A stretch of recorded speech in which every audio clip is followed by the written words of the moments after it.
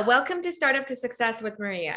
My guest today is Katherine Cross, who is a seasoned healthcare entrepreneur and has her own company for umbilical cord blood banking. Her product is the Anja's Newborn Stem Cell Collection Kit, which is used to collect and bank stem cells from the umbilical cord blood. Katherine, welcome to the show.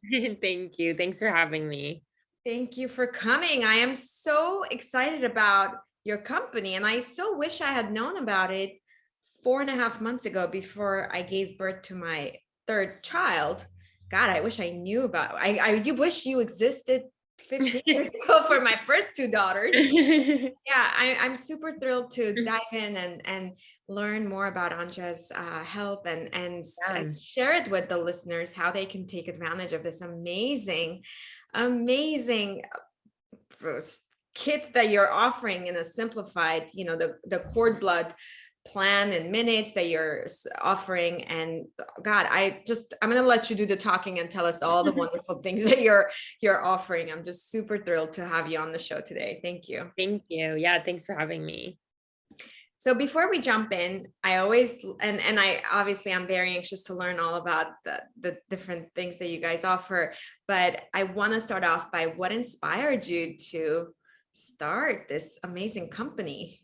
Yeah. So when I was 3 and my brother was 1, he was in a near drowning accident that gave him cerebral palsy.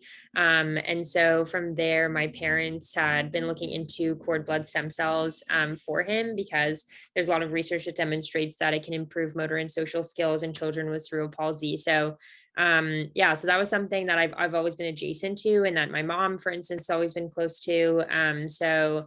Yeah, in early 2021, my brother passed away. So at that time, I was really moved to go into healthcare and do something that would have helped him. So yeah, this company is basically in his memory. So his name was Andrew. So the company's name is AnjaHealth.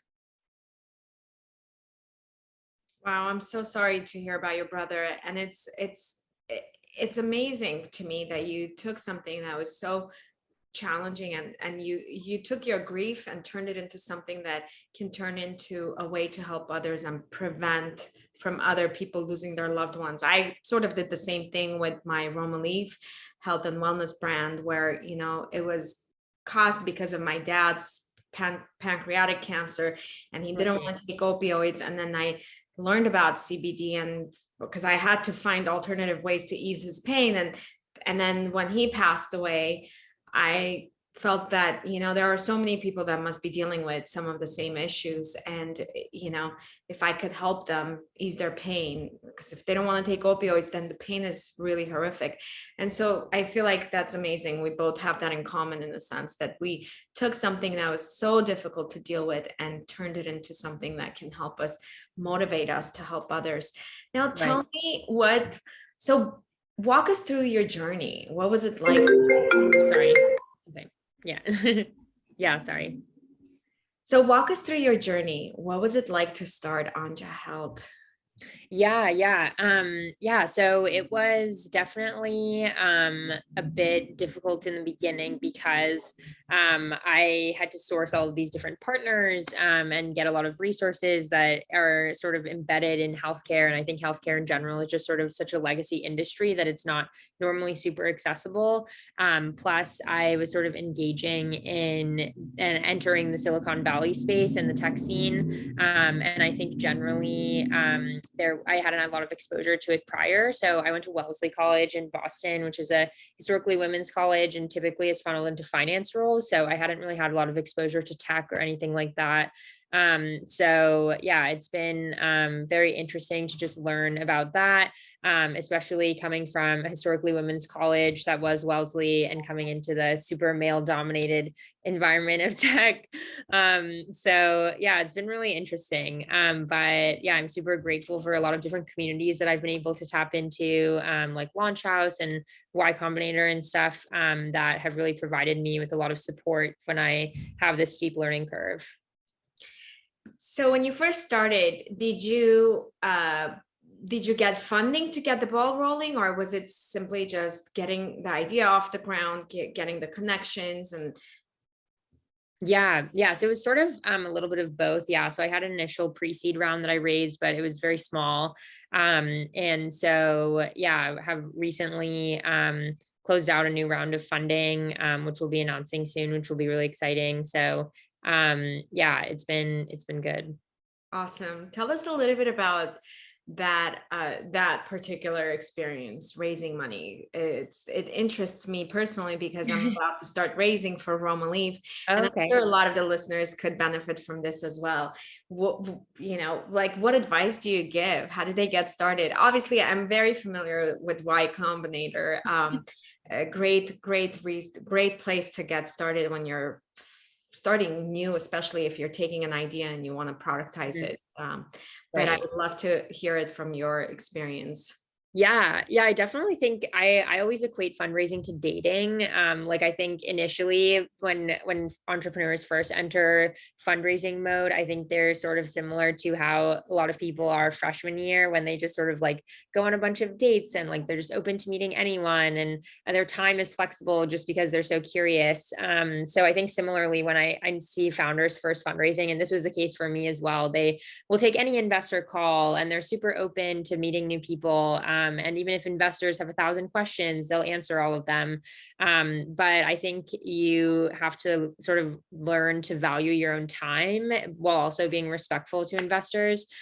So for instance, I've had investors, yeah, like pummel me with questions, like email after email, like lists of questions, like different exercises that I have to do to run through the market and stuff like that, which I think can be a bit excessive and just wasn't to my advantage to put time there. So I think similarly, like I noticed a lot of my friends throughout college, like by senior year, they were selectively going on dates with people that they knew they would be compatible with, and they would kind of foster relationships early on and really make sure that they were valuing their own time. So I think similarly, as I see founders increase their fundraising experience, typically they start veering towards really making sure that they're valuing their own time, speaking with investors that they've researched that they know would probably be compatible with what they're working on, and that they're all like super respectful of one another's time. So not like going super deep into work for an investor that may not even end up investing, which I've done. So yeah, so I just try to warn people to be cognizant of that, that you don't have to jump through hoops if you don't want to, and the right investors honestly won't make you jump through any hoops. So That's yeah, great advice. Now, I was interviewing earlier this week an investor, and she advised that we start building the connection way before we even pitch them. yeah, She said start seeking out for investors and build that connection with them, start connecting with them and get to know them like you said, right? Like just get to know them, don't just date, like eventually yeah. get serious with them. I love that analogy, the way you explained it.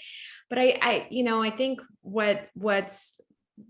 what's scary to me is the amount of time that it's going to take to sort of Mm, build this network of connections, and then we have to put the pitch together and we have to do our projections, and there's just so many things, and I don't know, maybe I'm just over thinking it and complicating it in my head before I actually put the work in there. But I know last year around this time I started the process, and I started working on my pitch deck. I started working on my numbers and the projections and all of that.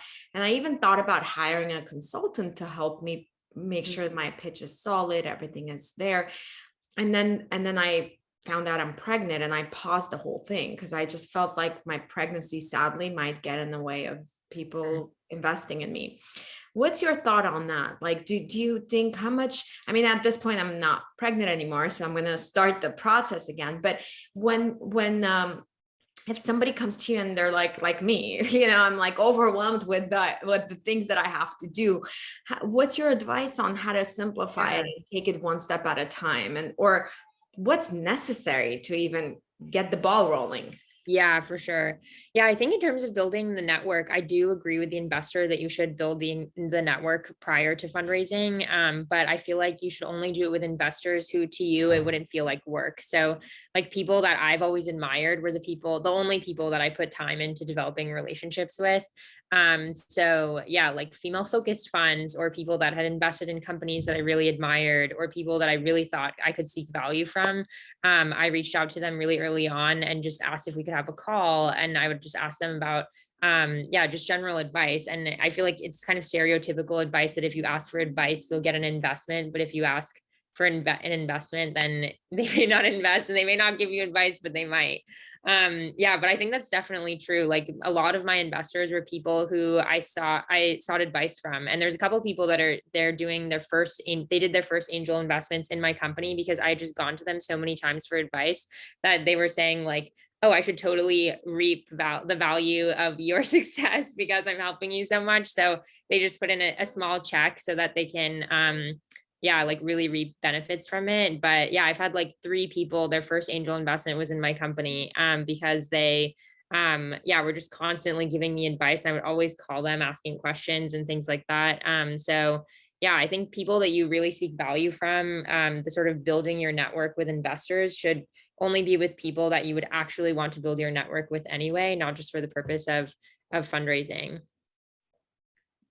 Great answer and great advice. I think, as you were speaking about the angel investors, the people that you constantly go and ask questions, I love that because then they know how serious you are and they know how ambitious you are to make this succeed versus if somebody new that just met you, they probably don't know your personality, they don't know your Mhm. work ethics and so on. Now, in Yeah. terms of like, for example, I do have a few people that might be interested in investing in my company as an angel investor.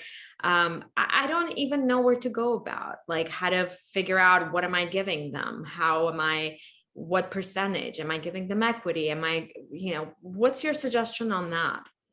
Yeah, I think so the first step would just to be get a target valuation in mind that you're looking for. So yeah, I think that's usually a metric of like MRR plus some consideration of where the market's at right now. Like I would say definitely for sure startup valuations have been inflating over the years and then especially but also at the same time the markets are sort of crashing right now, so people have been anticipating a downward trend of valuations. And then from there, you can just gauge with the investors what their typical check size is, and then you can get a sense of like what the correlating equity would be that they're receiving. Um, but yeah, but I typically don't mention valuation until there's a bit more gauging of the market that I've done. So yeah, it really sort of depends. You would really want to like let the market set it. You don't have to have like an exact number in mind when you first begin, but you could have like a range, for instance, that you're thinking about, and then just sort of see where you could ask investors at the end. Typically, I just ask their advice, like, how would you think about the valuation? And then I try to sort of meet in the middle in terms of like all of the investor data points that I've received about where valuation should be. So you don't even have to have that decided beforehand, but it's good to have a general range. And then you could just get a sense of, yeah, of what their check size is. And then that will all play out. But yeah, but I think generally if you have interest, then just try to close them as soon as possible because some people start to waver or yeah, like I know someone that had an offer from a Russian investor and then they started to yeah waver as like things were becoming more unstable politically. So you just want to make sure that you have like all of the as soon as there's an offer, you should just get the ball rolling, I would say. And in terms of advisors, as you're doing this process, would you need an accountant's help, a CFO's help? Like, what kind of a professional could help you as you're going through this process? Yeah, I honestly wouldn't use an accountant or anything. I think it's not totally necessary. I think the only professional help that you would need at an early stage is an attorney, and they can help advise you on sort of what they've seen and how to go about all of the legal documents. But I think nowadays there's so many tools online that, like for my pre-seed, for instance, I didn't really honestly have a ton of attorney oversight because you can just use the standard YC safe and send it over DocuSign. Then you can just email your wire information and then it's done. So yeah, unless it's a priced round, then it's pretty easy to put together, which it normally is that case for earlier stage rounds. Amazing. Thank you. Thank you. And the last question about funding, and we're going to jump into Yeah. AnjaHealth, is are there any any resources where someone like me seeking to start getting Yeah. investors involved, are there any resources, any places that we can go to get more help and information? Yeah. Yeah, I would say any resource that's on the YC website. I think their YC is super helpful. Their standard fundraising advice is definitely a good one to follow. Also, the book Fundraising by Ryan Breslow, the serial entrepreneur. Yeah, I know he's been controversial recently on Twitter, but yeah, but I honestly think his fundraising book was extremely helpful and very direct about advice. I think usually when I solicit fundraising advice from people, sometimes they're a little bit dodgy about like what they actually do, and it's hard to concretely tell what your next step should be, but his book was very direct. Awesome. Thank you, Catherine. I appreciate all this advice so much. Now, going back to talk a little bit about AnjaHealth and the science behind it. Yeah, definitely. Yeah. So basically, the umbilical cord is super rich with stem cells. The placenta is as well. And then, especially the blood inside of an umbilical cord. So, all three of those components are things that we bank at Anja. But essentially, they're stem cells are like blank cells. They can be used to replace and repair damaged cells in the body. So, for instance, with children with cerebral palsy, like my brother, if they receive either intravenously, so same as a blood transfusion, or if they receive it with a direct injection of the cord blood or just the general stem cells, then they will generally be able to see regenerative effects. So I read a study on another child who had cerebral palsy and used cord blood, and she couldn't even move her feet voluntarily beforehand, but then after receiving the stem cell treatment, she was able to wiggle her toes. So there was even like a lot of development with movement down to like the exact toe, like she could move one toe at a time. So yeah, so I think stem cells are definitely the future of healthcare, but it's just a matter of raising awareness about the fact that you can capture these stem cells at birth, and also making sure that people know when you can use it. So making sure that they're kept up to date with stem cell research advancements, because it honestly advances every year. Even a couple of weeks ago, they announced the New York Times and Wall Street Journal did coverage on a woman who received cord blood and was cured of HIV, and she was the third person to do so.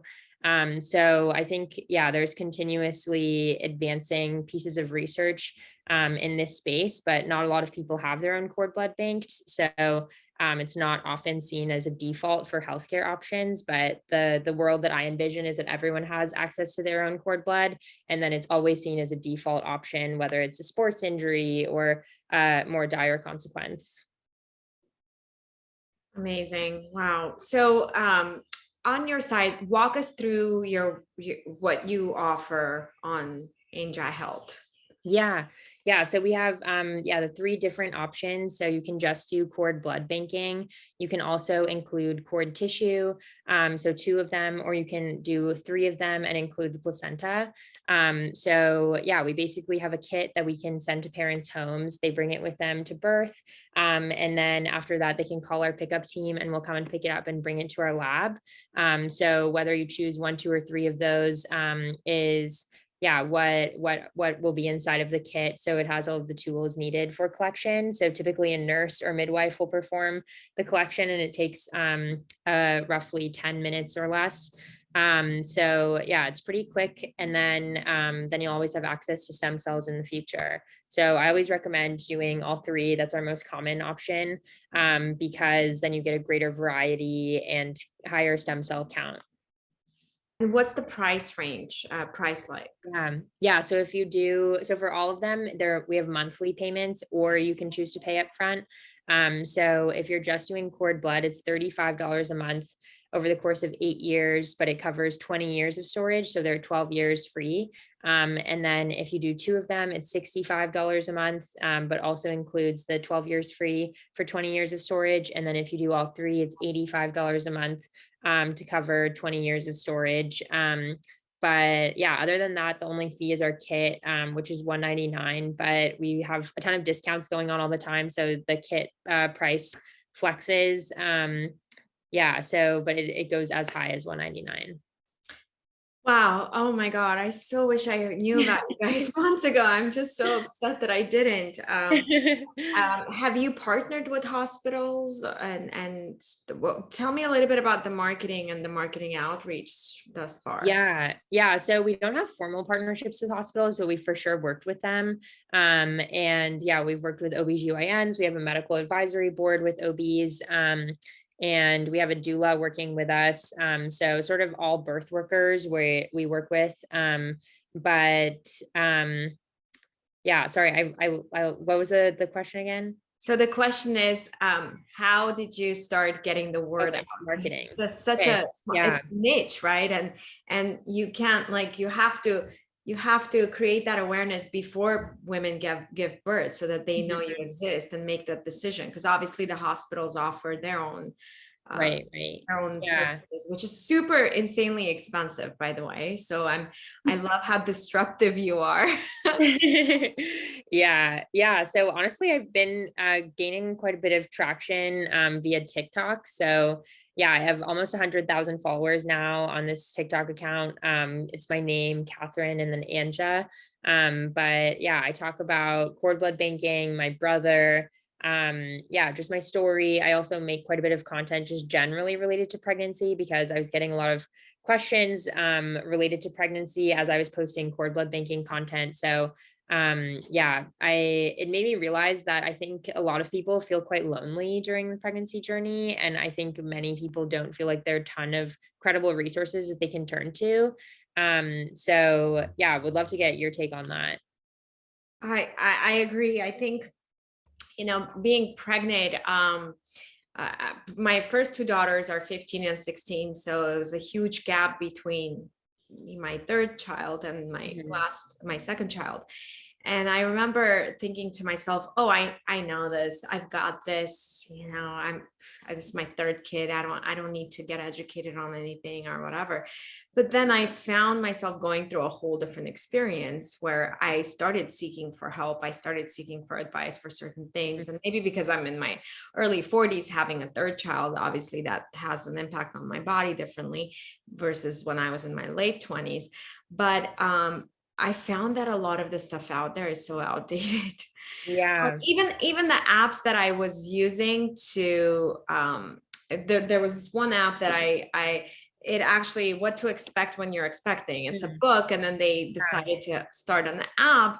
But even the app, the videos were just so outdated where I was just like, oh my God, you guys are like 4 or 5 years behind. Like I could tell from the video.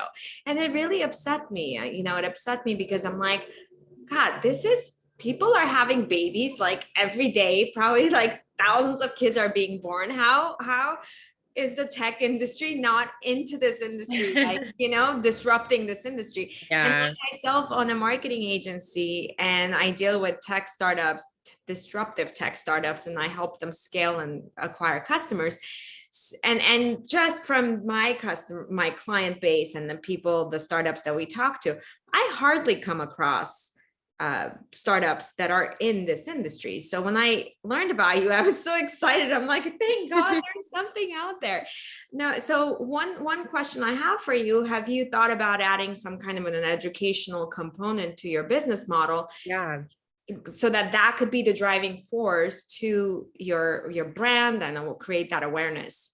Yeah, definitely. Yeah, I mean, even with my TikTok, it's already quite educationally focused. I think especially because cord blood banking is such a new thing for a lot of people. Like the most common story I hear is yours, which is that they just don't hear about it. And so, yeah, I think it's because historically only the top 1% has been targeted for this product. But yeah, so I really try to just push education on all fronts, and I get a lot of questions and DMs. Sometimes people have even sent me like their lab reports that they get during their doctor's appointments. Obviously, I'm not qualified to interpret those. Right. But yeah, I mean, but the fact that people have turned to me as a resource has shown me just how many like actual credible resources are lacking. Or I've been making this series where I do like week by week videos, and I just talk about like what you should expect during that time. And it's just solely based on research that I've done. from like credible medical institutions and things like that, and then personal blogs. So I always cite that some of it is anecdotal evidence. But even so, I've gotten comments like, oh, this is better than the apps because I think they just feel like it's like a real person giving them real advice, sort of like a auntie figure, is what I'm trying to be on TikTok. So yeah, it's definitely very interesting. I love it. I love that you're utilizing TikTok to reach these people, whatever it takes. Yeah. Now, and in a sense, I feel like it's so similar to my CBD brand because, with CBD, there's just, well, actually, it's not the same because you don't have as much competition as I do. But then the problem is that people need education. Just Mhm. like people need to be educated, because especially the baby boomers who need CBD the most and could use it the most tend to think it's marijuana, and we have to Yeah. educate them and go through the whole process of this is not marijuana, it's hemp, and it's hemp derived, it has no THC, Yeah. and so on. And I found myself that education has to be one of the pillars in our business model. If it's Mhm. not, we can't sustain. And through education, through webinars, through workshops, some were in person, some were online, some were hybrid, we were able to start educating people for free. Just we brought on doctors and different types of experts to these workshops to help people. The one topic that we did was anxiety. Hello, relief, goodbye, anxiety. And it was right around the time when we were opening up in Los Angeles. And so we decided to do these workshops, and we actually ended up getting a really great media coverage on Fox 11 News because it was our way to give back to our community, help them ease back into the society. And also we were giving out free products and so on. So have you dabbled into anything like that where you're holding webinars or some kind of Yeah. workshops? Yeah, definitely. Especially for yeah, birth workers and things like that. Because I think even like some providers don't feel like they're fully equipped with knowledge on cord blood banking. So yeah, we've definitely hosted things of that nature, even like IG Live, stuff like that. Yeah, I think modern brands just have to be built with that kind of approach in mind, because I think there's this like anti-capitalist push that's happening where people are really averse to like the larger institutions, and especially in healthcare, it's just like cultivating the sense of distrust. So even like yesterday, a mom called me asking a bunch of questions about cord blood banking because she was about to go into a doctor's appointment, and she said that she just didn't want her doctor to think she was stupid. Which I think is really unfortunate, that she feels like she has to uphold this certain image for her physician that's supposed to be just caring for her at her core, because it's supposed to be a humanist business.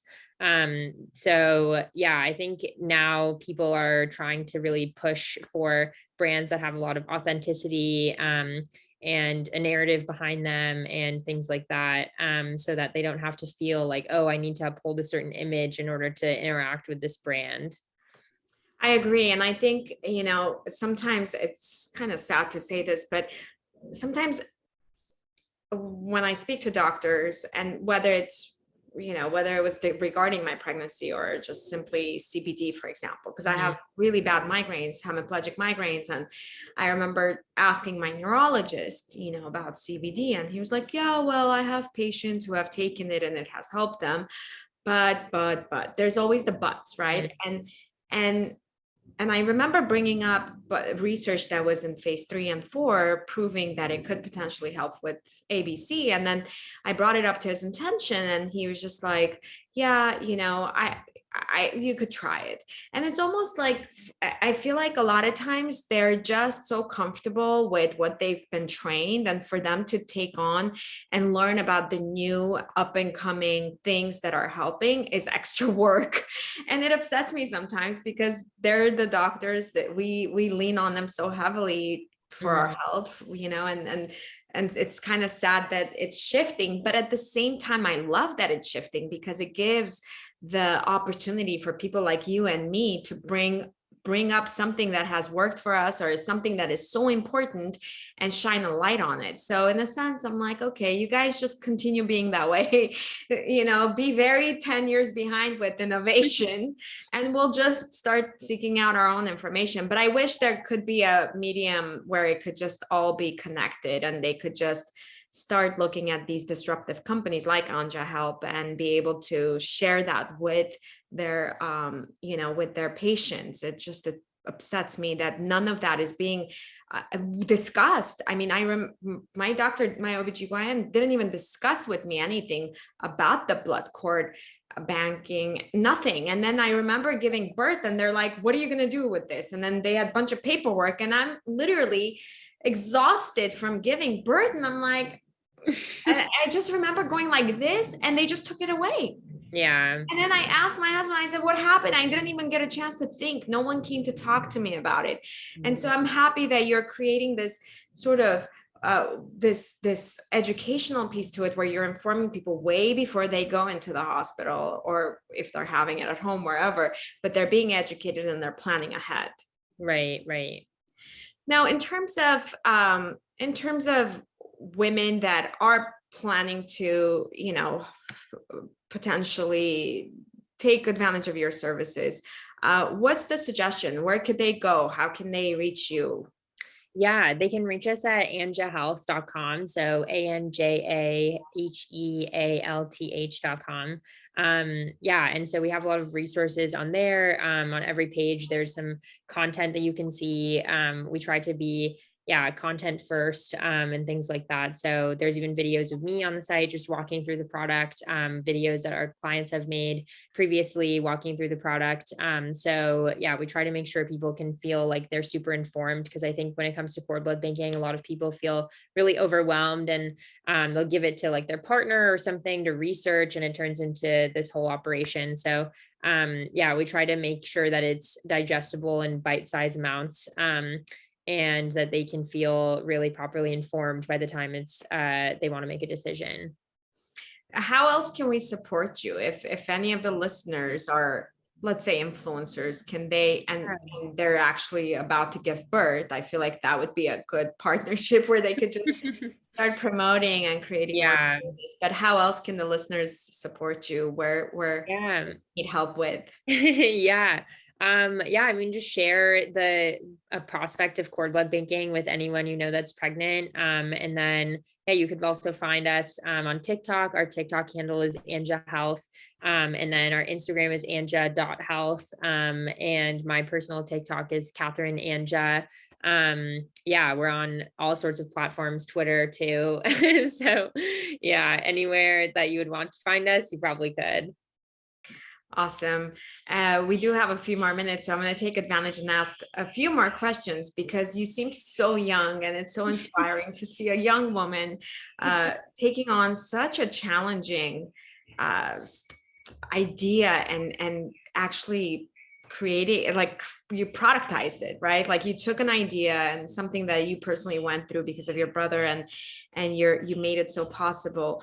What advice do you have for the listeners who have an idea and they're either in school or they have a full-time job and they're debating if the idea is a good enough idea for them to pursue? Yeah. I mean, honestly, my advice is to go into tech, because I think regardless of whatever industry you wanted to do, I guess unless it's like clinical research or being a physician, but even then, I think there's still overlap with a lot of tech. So I would suggest at least like having a touch in dipping your toe into tech. Because I think it's really, the future. And I think in college, like I worked at big banks and stuff like that. And I just saw the worldview. My worldview just had limits. But I feel like as soon as I was exposed to tech and just the whole entrepreneurial space, I didn't see the world with limits anymore. Which I feel like sounds cheesy, but but I think especially for women, and especially for anyone who's part of a marginalized group, that's really important. Because I think they're just not exposed to it. Like I didn't know what venture capital was throughout college, and it wasn't until I found out about Launch House on Twitter and moved into Launch House that I was really exposed to what venture is and what founders do, and even down to like what Chrome extensions could optimize your day to day. And so I think, yeah, it was just really a lacking experience. Because I think Wellesley is just so focused towards women, and there's obviously not a lot of women in tech.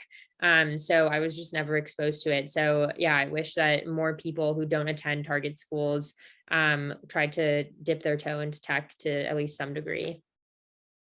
Can I ask what did you major in college? Yeah. I studied media, arts and sciences, and economics. So it was a mix of computer science and art for the media, arts and sciences portion.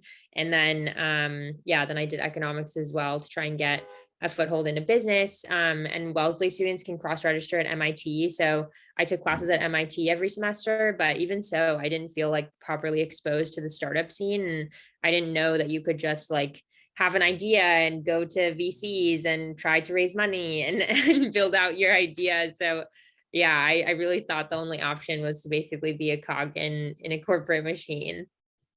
I love it. Thank you. It's so encouraging. And I find myself always encouraging women, especially to start their own businesses. Yeah. I, Mhm. and that's part of the reason why I started the radio show and the podcast show, to inspire others, but also give them actionable steps to take so that they could Yeah. actually make it happen.